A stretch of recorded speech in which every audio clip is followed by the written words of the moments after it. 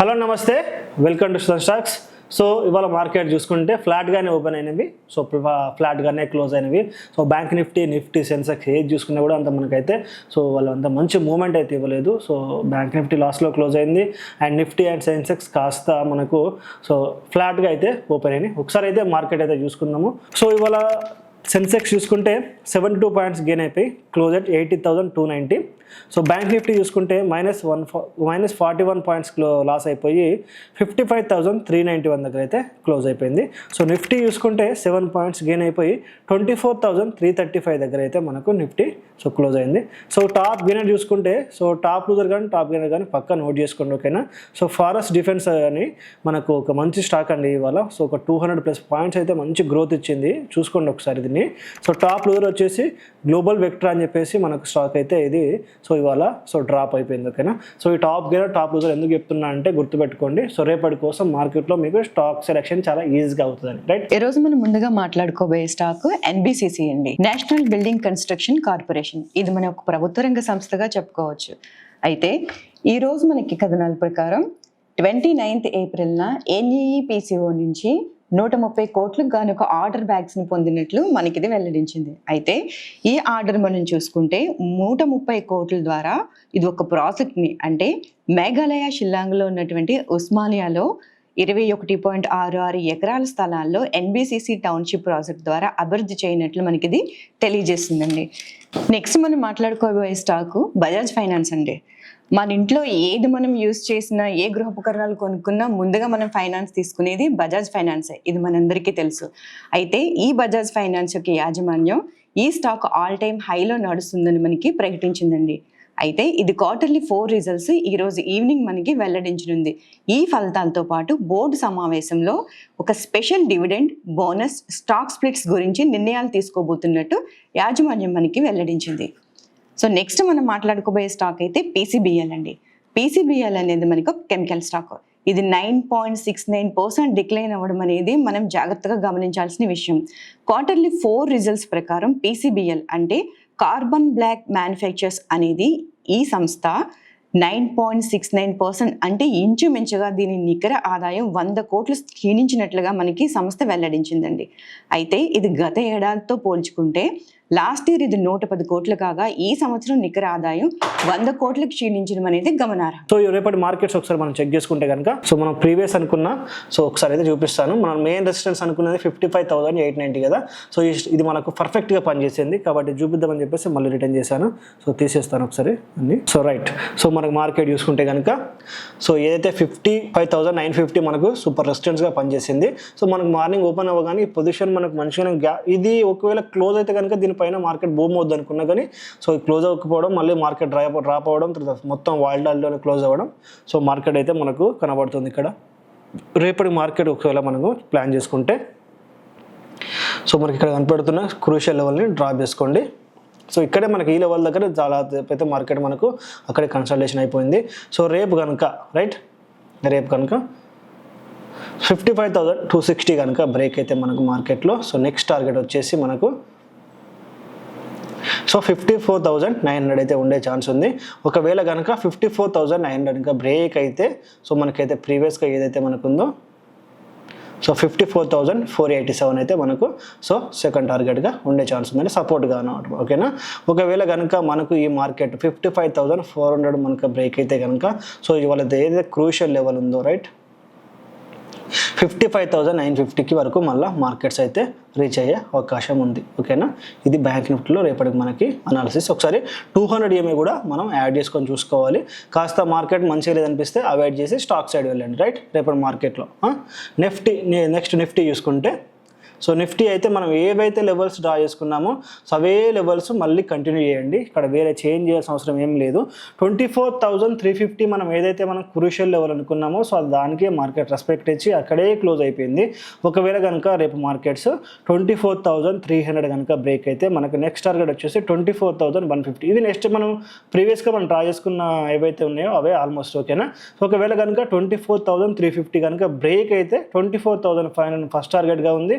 అదేవిధంగా 24,625 మనకు సెకండ్ రెసిస్టెన్స్గా ఉంది. ఈ లెవెల్స్ అయితే మనకు అక్యురేట్గా పనిచేస్తవి కాబట్టి అస్సలు మిస్ అవ్వకుండా చూసుకోండి. రేపు కనుక మళ్ళీ మనకు మార్కెట్ 24,150 మనకు బ్రేక్ అయితే, సో ఏదైతే క్రూషియల్ లెవెల్ ఉంది ఇక్కడ చూడండి, సో ఈ క్రూషియల్ లెవెల్ అయితే ఏదైతే బ్రేక్ ఉంది ఇక్కడ చూస్తే మనకు మార్కెట్స్ మనకు ఒక ఇలాగ పడిపోయినాయి. లాస్ట్ టైం చూడండి మంచి అగ్రెసివ్గా పడిపోయినాయి కదా. సో అదేవిధంగా ఒకవేళ బ్రేక్ అయితే సూపర్ క్యాండిల్ తోటి మళ్ళీ మార్కెట్స్ 23,867 వరకు నిఫ్టీలో మనకు డ్రాప్ అయ్యే ఛాన్స్ ఉంటుంది, రైట్. సో సెన్సెక్స్ కూడా సేమ్ అండి. సో ఇక్కడ సెన్సెక్స్ చార్ట్ చూసేటప్పుడు ఒక చిన్న విషయం గుర్తుపెట్టుకోవాలి. సో మీరు స్పాట్ చార్ట్ చూసేటప్పుడు సెన్సెక్స్ ట్రేడింగ్ వ్యూలో చూడకండి, ఓకేనా. మీరు బ్రోకరేజ్ ఏదైతే యూజ్ చేస్తారో దాంట్లో చూసుకోండి, ఎందుకంటే అక్కడ డిలే ఉండదు, ఇక్కడ కాస్త డిలే ఉంటుంది. ఇక్కడ కూడా సేమ్ లెవెల్స్ అండి ఆల్మోస్ట్. సో 80,320 మనకు ఏదైతే ప్రీవియస్గా అనుకున్నామో దానికి మనకు మార్కెట్ రెస్పెక్ట్ ఇచ్చింది, ఏదైతే ప్రీవియస్గా క్రూషియల్ లెవెల్ అనుకున్నామో. ఒకవేళ కనుక అది బ్రేక్ అయితే అప్ సైడ్ కనుక మనకు 80,750 అనేది ఫస్ట్ టార్గెట్గా ఉంది. అదేవిధంగా మనకు సెకండ్ టార్గెట్గా 81,180 అయితే సెకండ్ టార్గెట్గా ఉందండి. సో రేపు కనుక మనకు మార్కెట్స్ ఇవాళ కాస్త కన్సాలిడేషన్ అయిపోయిన హైలో కనుక, కాబట్టి డ్రాప్ అయ్యే ఛాన్స్ ఉంది. కాబట్టి డ్రాప్ అయితే 80,134 కనుక మనకు బ్రేక్ అయితే, సో 79,560 అయితే మనకు ఫస్ట్ టార్గెట్గా ఉండే ఛాన్స్ ఉంది. అదేవిధంగా అది బ్రేక్ అయితే కనుక 78,600 అల్టిమేట్గా కమింగ్ అప్ డేస్లో కానీ రేపు కానీ, ఎందుకంటే సో ఇక్కడ నుంచి మార్కెట్స్ మనకు లాస్ట్ టైం ఎంత క్రూషియల్ ఎంత అగ్రెసివ్గా కింద పడిపోయినాయో ఒకసారి చెక్ చేసుకోవాలి. సో దాని ప్రైస్ యాక్షన్ ప్రకారం మళ్ళీ ఇక్కడికి వచ్చే ఛాన్స్ ఉంది కాబట్టి చెప్తున్నాను, ఓకేనా. సో మనం రేపటికి మంచి స్టాక్స్ ఉన్నాయండి, ఒకసారి స్టాక్ సెలెక్ట్ చేసుకుందాము రేపటికి ఇంట్రాడే కోసము. సో రేపు చూసుకుంటే, సో ఇవాళ చెప్పాను కదా ఆల్మోస్ట్ టాప్ గెయినర్ అని చెప్పేసి, ఏదైతే మనకు టాప్ గెయినర్ ఉందో, సో ప్రీవియస్గా ఏదైతే క్రూషియల్ లెవెల్స్ ఉన్నాయో అదొక 2 డేస్లోనే బ్రేక్ చేసి, సో మార్కెట్స్ అయితే మనకు 1377 దాకా మనకైతే మూవ్ అయినవి. ఇక్కడ ఒకసారి మీకు డే టైం ఫ్రేమ్లో చూపిస్తాను చూడండి. సో ఇది మనకు డే టైం ఫ్రేమ్లో క్రూషియల్ లెవెల్ దగ్గర ఉంది. సో చూడండి, సో 1377 అది 7 అది మనకి వాళ్ళ బ్రేక్ అయితే, ఒకవేళ ఇది బ్రేక్ అయితే కనుక మనకు చూసుకోండి, సో 1600 వరకు అయితే మార్కెట్ మనకైతే, సో మళ్ళీ అప్కమింగ్ ఇదే మూమెంట్ కనుక చూపిస్తే, సో ఒకసారి వీక్లో చూపిస్తా, రైట్. మనకు ఆల్మోస్ట్ 1550 దాకా మనకు మార్కెట్ మూవ్ అయ్యే ఛాన్స్ ఉంది. ఇది మీరు ఒక స్వింగ్ పొజిషన్ లాగా తీసుకున్నా కూడా, లేకుంటే ఒక ఇన్వెస్ట్మెంట్ లాగా హోల్డ్ చేసినా కూడా హోల్డ్ చేయొచ్చు. రేపు కనుక 1380 బ్రేక్ అయిన తర్వాత మాత్రమే దీంట్లోకి ఎంట్రీకి ప్లాన్ చేసుకోండి, రైట్.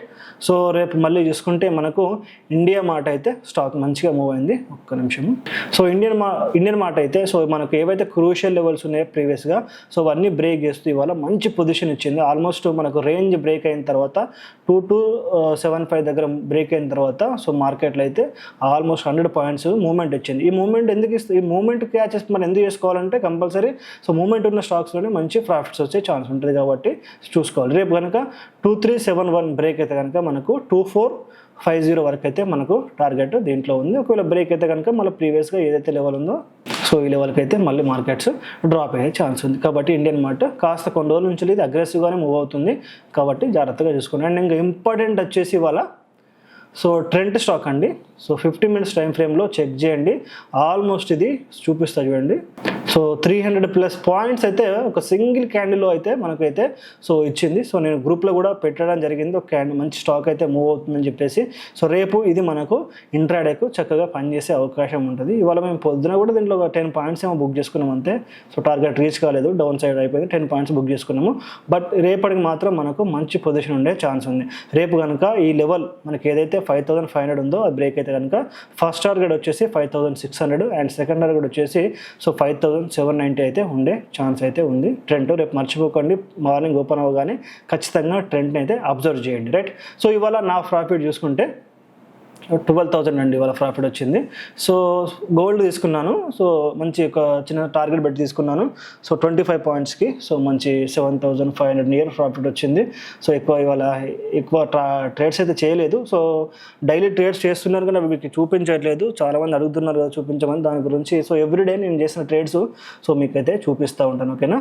సో నెక్స్ట్ సెన్సెక్స్ తీసుకున్నాను, ఆల్మోస్ట్ మంచి ప్రాఫిట్ వచ్చింది. బట్ ఇక్కడ ఒక 40 పాయింట్స్ ప్రాఫిట్లోనే క్లోజ్ చేయడం జరిగింది, ఎందుకంటే మస్తు అగ్రెసివ్గా అండ్ మనకు వాల్టాలిటీగా మూవ్ అవుతూ వచ్చింది. సో ఎక్కువ టైం హోల్డ్ చేయొద్దని చెప్పేసి దీన్ని డిసైడ్ చేసేసి సో 4,500 దగ్గర క్లోజ్ చేయడం జరిగింది. సో రేపటికి ట్రెండ్ అయితే ఒక లాట్ చిన్న లాట్ అయితే నేనైతే బై చేసి పెట్టాను. సో మొత్తం టోటల్ అయితే 12,000 అయితే ప్రాఫిట్, రైట్. సో మనకు రేపు గ్యాప్ అప్ గ్యాప్ డౌన్ చూసుకుంటే సో ఇండెక్సెస్ మనకు బ్యాంక్ నిఫ్టీ, సెన్సెక్స్ కానీ నిఫ్టీ కానీ ఏది మనకు పర్ఫెక్ట్ మూవ్ ఇవ్వలేదు, రైట్. సో దీన్ని బట్టి మనకు కాస్త గ్యాప్ డౌన్ అయ్యే ఛాన్స్ అయితే చాలా ఎక్కువగా అనిపిస్తున్నాయి. ఎందుకంటే హైలో ఉన్నవి అక్కడ నుంచి మనకు బయ్యర్స్ కొన్ని న్యూ ఇన్స్టిట్యూషన్స్ ఏవైతే మనకు ఉంటున్నాయో అవి బై చేయలేకపోతున్నారు, లేకుంటే ఎక్కువ ప్లేస్మెంట్ అయితే చేయలేకపోతున్నారు. సో దట్స్ వై మనకు కాస్త డ్రాప్ అయ్యి మళ్ళీ అప్ సైడ్ వెళ్ళే ఛాన్స్ ఉంది. రేపు కాస్త గ్యాప్ డౌన్ అయ్యే ఛాన్స్ ఉంది. మనం ఎస్టర్డే అనుకున్నాం గ్యాప్ అప్ అని 80%, దాని ప్రకారం సెన్సెక్స్ నిఫ్టీ మనకు అన్ని సో కాస్త గ్యాప్ అప్లోనే అంటే ఫ్లాట్ టు గ్యాప్ అప్ అయితే మనకైతే జరగడం జరిగింది. సో ఇవాళ ప్రైస్ యాక్షన్ చూసుకుంటే సో దాని విధంగానే మనకైతే రేపు కాస్త గ్యాప్ డౌన్ అయ్యే ఛాన్స్ అయితే ఉంది, ఓకేనా. సో మన స్టాక్స్ కానీ ఇప్పుడు మీరు ఇండెక్సెస్ బాగాలేకపోతే స్టాక్స్ చేసుకోండి, స్టాక్స్ బాగాలేకపోతే కమోడిటీ చేసుకోండి. కమోడిటీ రోజు బాగానే ఉంటుంది, మంచి బ్రహ్మాండమైన ప్రాఫిట్స్ వస్తున్నాయి. నిన్న కూడా ఈవినింగ్ పోస్ట్ చేశాను ఇప్పుడు 13,000 ప్రాఫిట్ అని చెప్పి సింగిల్ లాట్ తోటి. సో అలాగే చేసుకుంటూ పోండి, మంచి ప్రాఫిట్స్ అయితే వస్తుంది. ఎందుకంటే ఒకటి డైరెక్షన్ ఫాలో అవుతున్నాయి, మంచి అగ్రెసివ్గా మూవ్ అవుతున్నాయి, తీసుకుంటే హ్యాపీగా ప్రాఫిట్స్ వస్తున్నాయి. చాలామందికి నిన్న 65,000 ఒక స్టూడెంట్ కూడా నేను పెట్టాను గ్రూప్లో, కాబట్టి అది కూడా చూసుకోండి. అన్ని రకాలుగా చూసుకోవాలి, ఒక్కటే దాని మీద ఆధారపడితే ఎప్పుడు ప్రాఫిట్ రాదు. థ్యాంక్ యూ అండి, థ్యాంక్ యూ సో మచ్.